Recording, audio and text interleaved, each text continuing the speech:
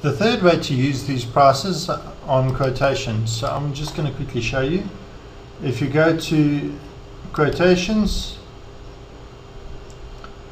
and I'm just going to go to the first one that's in the list there, go to the one called Tom, and then if I now go and look for items by clicking on the add item button, I can display using price 1, for example. So I can go and look for well, let's not take a product, just go anything that's currently in stock at my default branch, and I'll go and look and I'll see that it's showing 140 is the first price, R1.40.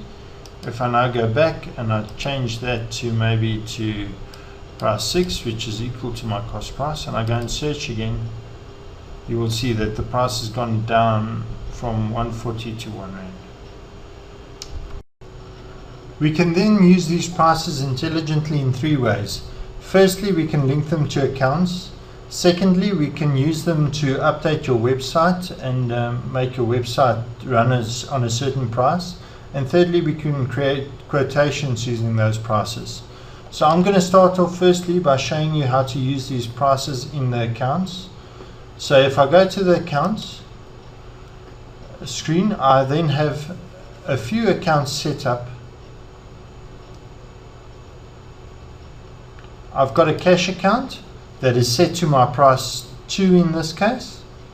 I've got a price 5 account that's set up to use price 5. And then I've got somebody like friends and family that I've got set up as 6.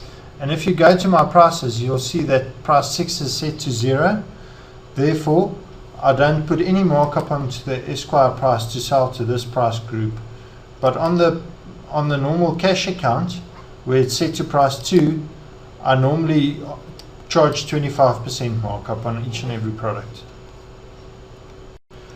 On your payment setup, you have to go and set up your bank you want people to pay money into. For example, if you want people to do an electronic transfer or a bank deposit, you would need to have banking details available for them to go and do this. We have developed a system where we go to BankServe to check your numbers, so please make sure that your data is correct. If you go and change any number on this screen, for example, it will go and tell you that your branch code is invalid or whatever the case might be. So please make sure that your detail is correct.